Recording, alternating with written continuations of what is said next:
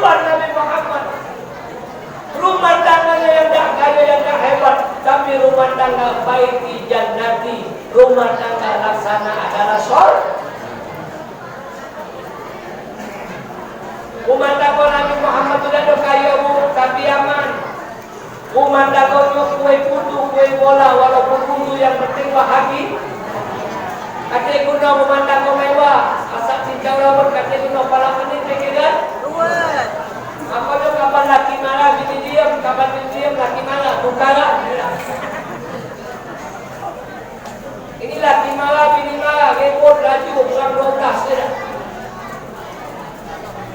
Sifat betina bu, Pak, tak usah dikerasi kita betina ni terbuat dari tulang rusuk kita yang keras, yang bengkok. Kalau kita kerasi dia dapat keras.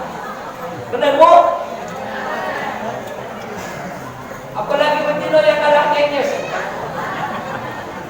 Betina yang cewek, tidak usah diaku, itu yang kau baik.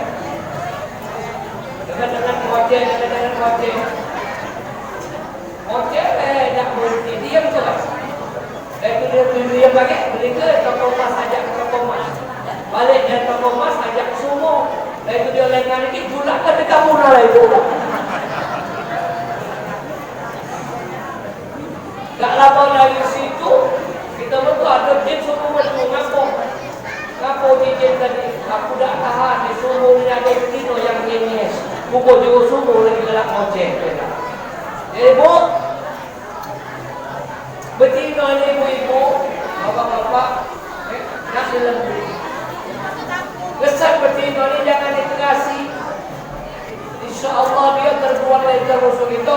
Kalau kita lembuti, InsyaAllah dia akan lembut dari hati juga. InsyaAllah. Rumah tangga Rasulullah itu Bapak Ibu tidak ada kaya dan hebat, tapi jannah di surga. Satu hari Bapak Ibu Rasulullah SAW tak ada duit tak makan. Akhirnya Rasulullah mencari di bawah pelatakan rumah. Dicari-cari dia duit, ada 1 dirham duit, dipanggilnya ta'al ya Humairah, sini ngaku apa kepada? Ini aku nemu duit 1 dirham, kau pergi ke pasar belikan aku sepotong roti.